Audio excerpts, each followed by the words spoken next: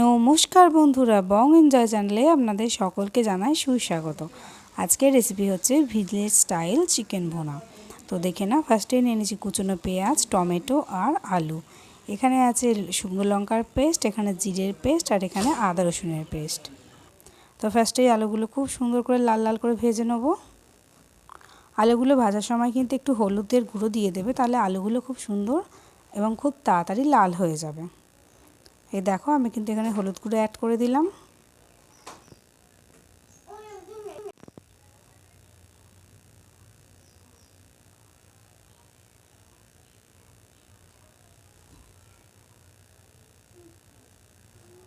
আলুগুলো কিন্তু একটু হাতে সময় নিয়ে ভালো করে ভেজে নিতে হবে, না হলে কিন্তু একদমই ভালো লাগবে না।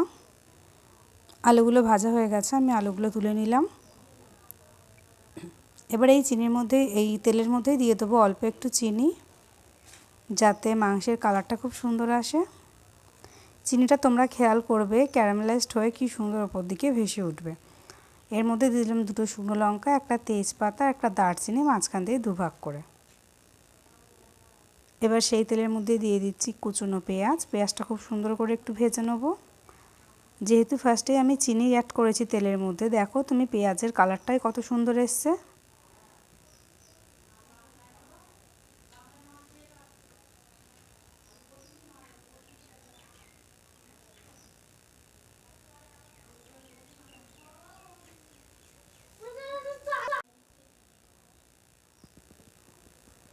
এরপর এর মধ্যে অ্যাড করে দেবো টমেটো কুচো।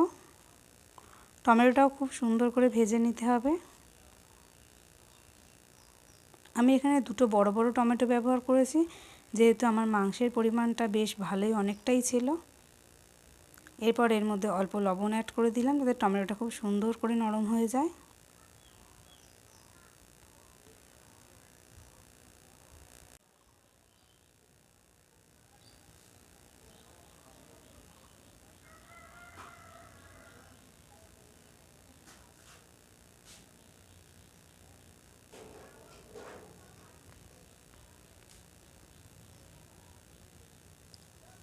পেঁয়াজটা টমেটোটা খুব সুন্দর করে ভেজে নিচ্ছি আমি। এরপর এর মধ্যে দিয়ে দিলাম আদা রসুনের পেস্ট।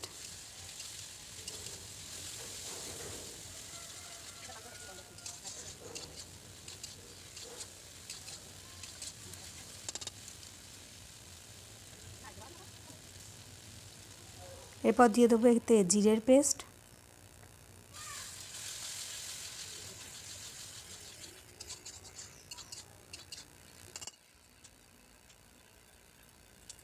মশলাটা কিন্তু খুব সুন্দর করে কষিয়ে ভেজে নিতে হবে।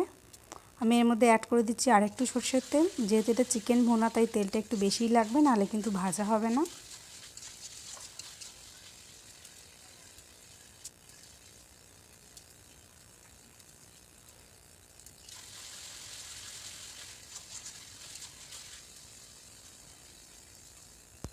এরপর এর মধ্যে শুকনো লঙ্কার পেস্ট দিয়ে দিলাম। আপনারা চাইলে এখানে গুঁড়ো লঙ্কাও ব্যবহার করতে পারেন, কিন্তু আপনাদের দাদাভাই গুঁড়ো লঙ্কার যে ফ্লেভার বা গন্ধটা, সেটা একদমই ওর পছন্দ হয় না, যার জন্য আমি বাটা মশলাই ব্যবহার করি। এরপর দিয়ে দিলাম এখানে পরিমাণ মতো হলুদের গুঁড়ো। আর আমি যে চিকেনটা ইউজ করছি, ওই চিকেনটা কিন্তু পুরোটাই স্কিন সমেত, মানে ওই চিকেনটা বাড়িতেই কাটা হয়েছে। তো চিকেনটা তাই পুরোপুরি স্কিন সমেত ছিল বলে কিন্তু খেতেও খুব টেস্ট হয়েছিল। তো আপনারাও চেষ্টা করবেন যে চিকেন ভুনা রেসিপি যখন বাড়িতে ট্রাই করবেন, তখন স্কিন সমেত চিকেনটাই রান্না করতে।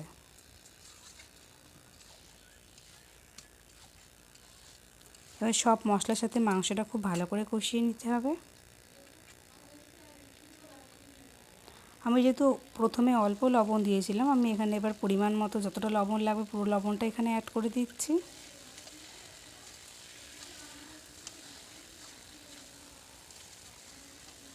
চিকেনের এই রেসিপিটা কিন্তু এইভাবেই নেড়ে চেড়ে ঢাকা দিয়ে বারবার করে রান্না করতে হবে। এর মধ্যে আমি আলুগুলো দিয়ে দিলাম, ভাজা আলুগুলো, যেহেতু আলুগুলো ভাজা প্রায় এখানে হাফ কুক হয়েই আছে।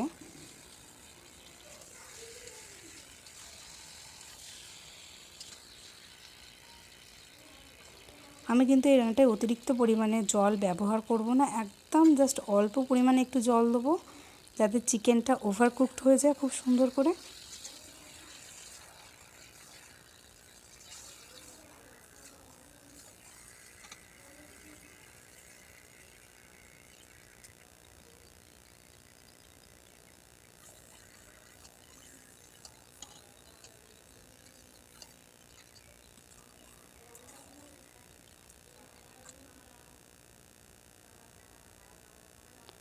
দেখুন চিকেনের মধ্যে যেহেতু স্কিন ছিল, এখানে কিন্তু তেল অলরেডি গলতে শুরু করেছে।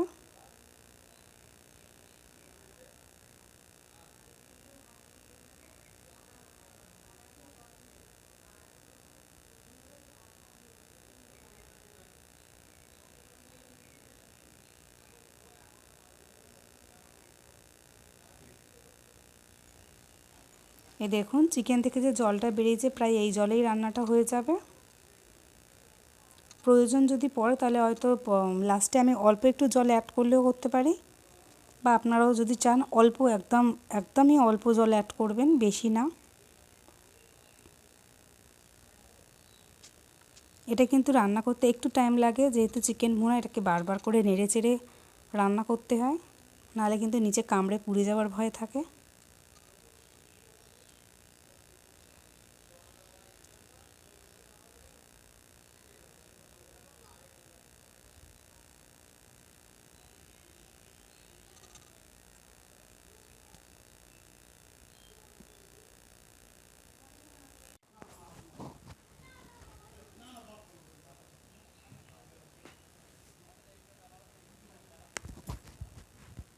এই দেখুন আমি এর মধ্যে একদম অল্প পরিমাণে একটু গরম জল দিয়েছি,